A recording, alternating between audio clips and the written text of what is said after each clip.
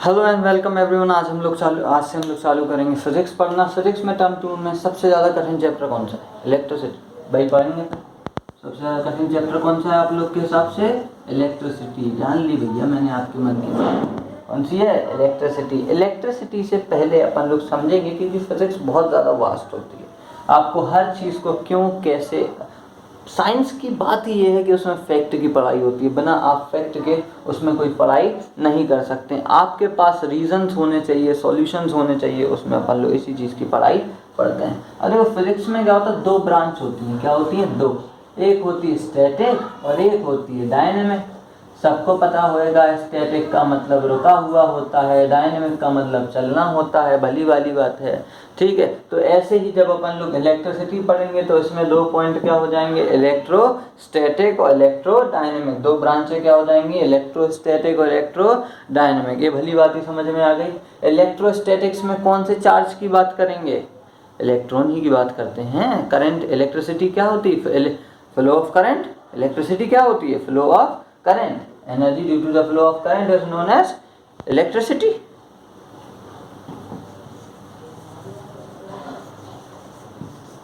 Energy due to flow of current, इसी को तो कहते हैं इलेक्ट्रिसिटी। बल्ब जल लिया, इलेक्ट्रिसिटी ही तो है। एक करंट फ्लो हो रहा है, बल्ब में लाइट आ रही है, बल्ब इसको क्या कर रहा है? इलेक्ट्रिकल एनर्जी को लाइट एनर्जी में कन्वर्ट कर रहा है। यही तो है। रेड बुल पी के ही तो एनर्जी आएगी, ठीक। इसमें क्या हो जाता है? इलेक्ट्रिसिटी की दो ब्रांचेस हो जाती हैं, एक इलेक्ट्रोस्टैटिक्स हो जाती है, एक इलेक्ट्रोडायनेमिक हो जाती है। इलेक्ट्रोडायनेमिक में अपन लोग कौन से इलेक्ट्रॉन से अपन कौन से करंट चार्जेस की बात करेंगे जो कि आपके रेस्ट पे होंगे। कौन से वाले? रेस्ट पे होंगे। इसमें कौन से होंगे? मोशन में होंगे। तो भैया अब मैं इलेक्ट्रिसिटी की बात करता हूँ। अभी अपन लोग चैप्टर क्या पढ़ रहे हैं? इलेक्ट्रिसिटी। इलेक्ट्रिसिटी मतलब flow of electron. Flow of electron मतलब बह रहे हैं, मतलब चल रहे हैं। वो चल रहे हैं तो किस में आएंगे? डायनेमिक्स में आएंगे। तो अपन लोग कौन सी ब्रांच के बारे में पढ़ाई कर रहे हैं? डायनेमिक्स के बारे में पढ़ाई कर रहे हैं। यहाँ तक बात समझ में आ गई होगी। अब पहले समझो, जब से मैं कह रहा हूँ चार्ज चार्ज चार्ज, ये इलेक्ट्रिक चार्ज, फलाना चार्ज, दिखाना चार्ज, तो ये चार्ज होता क्या है? क्या होता है चार्ज? ठीक है, तो चार्ज क्या होता है भैया? मैं इसी एक ही बोर्ड है मेरे पास डिजिटल नहीं, गरीब आदमी में, इसी पे सब लिख दूंगा मैं। तो भैया चार्ज क्या होता है? चार्ज वो प्रॉपर्टी होती है। क्या होता है भैया? चार्ज वो प्रॉपर्टी होती है जिसकी कमी से या जिसके ज़्यादा होने से भैया क्या होती है? इलेक्ट्रिसिटी प्रोड्यूस होती है। चार्ज क्या होता है? वो प्रॉपर्टी किसी भी बॉडी में आ जाना। किस चीज़ की वजह से आएगी वो प्रॉपर्टी? जब इलेक्ट्रॉन की कमी होगी या इलेक्ट्रॉन की कमी होगी या इलेक्ट्रॉन ज़्यादा होंगे। चलो प्रोटॉन मुंह से निकल ही गया है तो डिस्कस कर लेते हैं। भैया एक एटम होता है, एटम में तीन चीज़ें होती हैं, इलेक्ट्रॉन, प्रोटॉन और न्यूट्रॉन। क्या होता है? इलेक्ट्रॉन, प्रोटॉन और न्यूट्रॉन। इलेक्ट्रॉन नेगेटिव होते हैं, प्रोटॉन पॉजिटिव होते हैं, न्यूट्रॉन न्यूट्रली चार्ज पार्टिकल होते हैं। ये दोनों क्या हो जाते हैं? न्यूक्लियस के अंदर बंद हो जाते हैं और जो इलेक्ट्रॉन बेचारे यहाँ वहाँ लापता जैसे घूमते रहते हैं। मतलब लापता जैसे नहीं, एक इलेक्ट्रिक फील्ड में अपना मतलब ऑर्बिट में घूमते रहते हैं। बाकी 11th में अपन लोग इसका 11th 12th में पढ़ेंगे इसके बारे में डिटेल में। तो इलेक्ट्रॉन क्या होते हैं भैया? वहीं के वहीं घूमते रहते हैं। तो समझो, इलेक्ट्रॉन बाहर घूम रहे हैं घर के, इनको किडनैप करना आसान है कि नहीं है? और प्रोटॉन और न्यूट्रॉन क्या है? घर के अंदर है, इनको आसानी से निकाला नहीं जा सकता। आप न्यूक्लियस को इजीली डिस्ट्रॉय नहीं कर सकते, लेकिन बाहर के आदमी को आसानी से डिस्ट्रॉय करा जा सकता है। तो क्या हो जाएगा भैया? जो चार्जेस हो जाएंगे वो क्या हो जाता है भैया? चार्जेस वो प्रॉपर्टी होती है जो कि आपके इलेक्ट्रॉन के या तो कम होने की वजह से आती है या फिर इलेक्ट्रॉन के ज़्यादा होने की वजह से आती है। अब भैया ज़्यादा और कम होने की वजह से आएंगे तो चार्जेस कितने तरीके के होते हैं? पॉजिटिव तरीके के होते हैं और नेगेटिव तरीके के होते हैं। कभी खुद ये बात सोची है कि इनने यही दो नाम क्यों रखे? Have you ever think of it कि यही दो नाम क्यों रखे? सीता, गीता, राम, करण, लक्ष्मण, एक के इनके नाम क्यों नहीं रखे गए? खैर इंडियन साइंटिस्ट ने नहीं बनाया, पहली बात तो। दूसरी बात ये है तो ये चार्जेस की डिस्कवरी किसने करी थी? जिसने भी करी हो। लेकिन आपके लिए क्वेश्चन है किसने करी थी, ठीक है। यहाँ पे पॉजिटिव और नेगेटिव चार्ज होते हैं, ये बात तो भली भांति पता है। J Thomson, Chadwick, Rutherford, discovery तो हुई है इलेक्ट्रॉन, प्रोटॉन, न्यूट्रॉन की। लेकिन जब ये एक्सपेरिमेंट हो रहे थे तो किसको पता था कि कौन सा चार्ज पॉजिटिव है कौन सा चार्ज नेगेटिव है। तो क्या हुआ, यहाँ पे एक एक्सपेरिमेंट आपको बताते हैं कि अपन लोग मान के चलो कि ये क्या है भैया, ग्लास की रॉड है। काय की रॉड है, ग्लास की रॉड है। एक अपन ने क्या ले लिया, सिल्क ले लिया। क्या कर लिया, सिल्क। ये ग्लास की रॉड है, यहाँ पे क्या कर लिया, सिल्क ले लिया। तो आप देखेंगे ग्लास जब इसको इससे रगड़ा जाएगा तो इस पे कौन सा चार्ज आएगा, पॉजिटिव। मान के चलते हैं पॉजिटिव। इस पे कौन सा आएगा, नेगेटिव आएगा। इतनी बात क्लियर होगी। दूसरी बात आती है, ये एक फिर से प्लास्टिक की रॉड है, दिख रहा है, प्लास्टिक की रॉड है। काय की रॉड है, प्लास्टिक की रॉड है। दूसरी रॉड, दूसरा क्या ले लेते हैं, वुल ले लेते हैं। क्या लेते हैं, वुल लेते हैं। तो इसमें कौन सा चार्ज आएगा, नेगेटिव चार्ज आएगा। ठीक, ये बात तो क्लियर होगी। लेकिन जब एक्सपेरिमेंट कर रहे थे तो उनको कौन सा घंटा पता था कौन सा पॉजिटिव चार्ज है और कौन सा नेगेटिव चार्ज है। बात समझ में आई, कौन सा पॉजिटिव है कौन सा नेगेटिव उनको पता था, नहीं पता था। कि पहले ही बन चुका था, बन चुका होता तो वो एक्सपेरिमेंट का वो कर रहे होते। तो पॉजिटिव चार्ज नेगेटिव चार्ज कौन सा है इनको नहीं पता था। तो आप एक चीज समझिए, इसके संग में जब कुछ एक्सपेरिमेंट करा गया होगा तो इसका जो कैरेक्टरिस्टिक्स और प्रॉपर्टी आ रही होंगी वो इससे अपोजिट आ रही होंगी। सही नहीं बनाया, कैरेक्टरिस्टिक और प्रॉपर्टी क्या आ रही होंगी, इससे अपोजिट आ रही होंगी, बिल्कुल आ रही होंगी। ठीक, दूसरी चीज, ये इसके जस्ट अपोजिट बिहेव कर रहा होगा, बिल्कुल कर रहा। अगर ये किसी चीज को भगा रहा होगा तो ये किसी चीज को चिपका रहा होगा। तो एक बात तो बेसिक आ गई कि एक दूसरे के क्या हैं, अपोजिट है।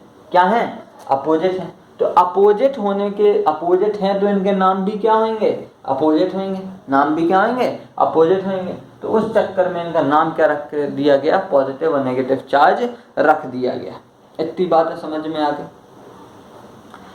अब अपन लोग क्या करते हैं, हमने आपको यहाँ पे पढ़ाई कि इलेक्ट्रॉन ही इससे बाहर निकलता है, प्रोटॉन न्यूट्रॉन तो बाहर नहीं निकल सकते हैं। तो कैसे भी क्या करना है, कैसे भी मान के चलो कि हमने क्या कर दिया, इसके चार्ज को, for example sodium atom, sodium कितना होता है 11, चार्ज कितना होता है प्लस का 1, एटॉमिक नंबर कितना 11, चार्ज कितना होता है प्लस का 1। मान के चलो कि हमने इसको क्या कर दिया भैया, सोडियम को इसमें से एक इलेक्ट्रॉन निकाल लिया, इसमें से एक इलेक्ट्रॉन निकाल लिया, क्योंकि इलेक्ट्रॉन ही निकालने की हैसियत है हमारी। प्रोटॉन तो हम निकाल नहीं सकते हैं क्योंकि न्यूक्लियस के अंदर होती है। तो हम लोग एक बात बचपन से पढ़ के आते हैं कि किसी भी एटम पे, जो क्या हो गया ये, किसी भी एटम पे नेट चार्ज क्या होता है, 0 होता है। किसी भी एटम पे नेट चार्ज 0 होता है। ऐसा क्यों होता है, क्योंकि number of electron is equal to number of proton, number of electron is equal to number of proton. तो नेट चार्ज क्या हो जाएगा, किसी भी उस पे 0 हो जाएगा। लेकिन फिर भी हमने क्या कर दिया, उसमें से एक इलेक्ट्रॉन निकाल लिया। क्या कर दिया भैया, किसी उसमें से एक इलेक्ट्रॉन निकाल लिया। तो खुद समझना, मिटा दें इसको थोड़ा सा, ये भैया ये मिटो, ये तो समझ में आई गई होगी बात। ठीक है, हमने क्या करा, इलेक्ट्रॉन निकाला। इसके पास कितने इलेक्ट्रॉन थे, 11 इलेक्ट्रॉन थे और 11 प्रोटॉन थे। तो एक इलेक्ट्रॉन निकाला तो कितने बचे, 10 इलेक्ट्रॉन बचे और 11 प्रोटॉन। प्रोटॉन तो अभी भी है ना। तो जब प्रोटॉन ज़्यादा होंगे तो चार्ज कैसा होगा, पॉजिटिव होएगा। और भैया अब चार्ज अगर क्या हो जाएंगे, प्रोटॉन ज़्यादा होंगे तो कौन सा होएगा, पॉजिटिव हो जाएगा। और अगर इसको एक इलेक्ट्रॉन दे दिया तो क्या हो गया भैया, प्रोटॉन कम हो गए तो चार्ज कौन सा हो जाएगा, नेगेटिव हो जाएगा। इतनी बात समझ में आ गई। यहाँ पे मतलब क्या करा गया, इलेक्ट्रॉन को निकाला गया, इलेक्ट्रॉन को निकाला गया, यहाँ पे इलेक्ट्रॉन को डाला गया। तो ये क्या बन गया, पॉजिटिव बन गया। ये क्या बन गया, नेगेटिव बन गया। यहाँ पे बात समझ में आ गई। अब आपको एक ट्विस्ट देता हूं। अपन ने अभी बात करी थी, एक ग्लास की रॉड थी, एक वूल था। एक बात करी थी प्लास्टिक की रॉड थी, एक सिल्क थी। उनमें चार्जेस आ रही थी। फॉर एग्जाम्पल, बुद्धि चली, हमने एक स्टील की रॉड ले ली, कॉटन रगड़ने लगे तो क्या इनमें कोई चार्ज आएगा, आएगा नहीं आएगा भैया, इसमें कोई चार्ज नहीं आएगा। एक्सपेरिमेंट करके देख लो, नहीं आएगा, करके बता देना आ जाए तो आएगा भी। तो आपको उस चार्ज की जानकारी होनी चाहिए। क्या होनी चाहिए, उस चार्ज की जानकारी होनी चाहिए। बचपन से आप पढ़ते आ रहे होगे। अपन लोग क्या करते हैं, ढेर तेरी का यूं इस पे लगा के, मतलब वो जो पेपर बिट्स होते हैं उन पे स्केल को ऐसे ऐसे करके पेपर बिट्स पे चिपकाते थे। पेपर बिट्स के सामने लाते थे तो पेपर बिट्स क्या हो जाती थी, पूरी उससे जाके चिपक जाती थी। यही तो बचपन से करके आए हैं, मतलब किसी के पास पॉजिटिव होगा, किसी के पास नेगेटिव होगा, इफेक्ट है। ऐसे ही एक बलून का एग्जांपल ले लेते हैं, तो बलून को क्या करेंगे, अगर रब करेंगे और दूसरे बलून के पास ले जाएंगे तो क्या होगा, कभी वो एक दूसरे से दूर जाने की कोशिश करेंगे। वही बलून को अपन लोग क्या करेंगे, हाथ से रब करेंगे और फिर उसी बलून के पास ले जाएंगे तो वो क्या करेंगे, एक दूसरे को अट्रैक्ट करेंगे। तो आप देखेंगे अलग अलग चीज़ों से रब करने पे क्या आ रहे हैं, अलग अलग चार्जेस आ रहे हैं। क्या आ रहे हैं भैया, अलग अलग चार्जेस आ रहे हैं। इसके बाद आता है, इसको थोड़ा सा मिटा दिया जाए, इतना ही ठीक है, काम हो जाएगा। देखो भैया, इसके बाद आता है fundamental law of electrostatics.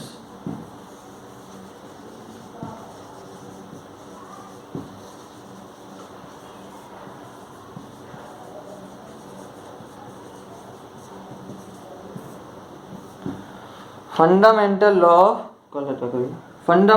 Of electrostatic. भैया फंडामेंटल का मतलब क्या होता है, लॉ तो बहुत दूर की बात है, लॉ तो सबको पता है, नेगेटिव पॉजिटिव चार्ज वाला, repel each other, attract each other. Fundamental का मतलब क्या होता है, जो समझ लो, क्योंकि किताब रटी वाली बातें तो आपको सब कुछ पता रहती हैं, लेकिन नई बातें पता करने के लिए तो बुद्धि चाहिए होती है। फंडामेंटल का मतलब क्या होता है, वो लॉज, ध्यान से सुनो बात, वो लॉज जिनका हैं, तो लॉज हैं, पॉजिटिव चार्ज एक दूसरे को रिपेल करता है, नेगेटिव चार्ज पॉजिटिव चार्ज एक दूसरे को अट्रैक्ट करते हैं। सबको पता है, दुनिया में बात पता है कि नहीं पता है, लेकिन इसका रीजन नहीं पता है, रीजन नहीं पता है।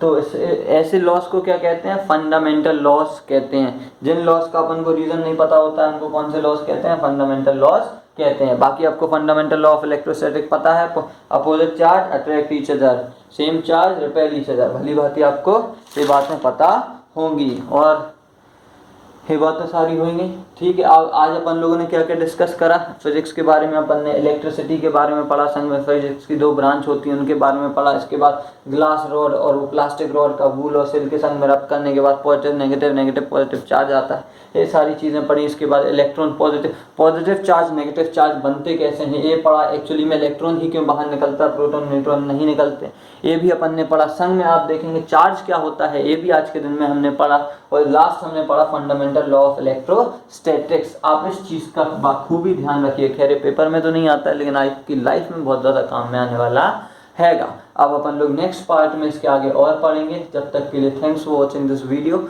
आई होप आपको ये कंटेंट पसंद आया होगा।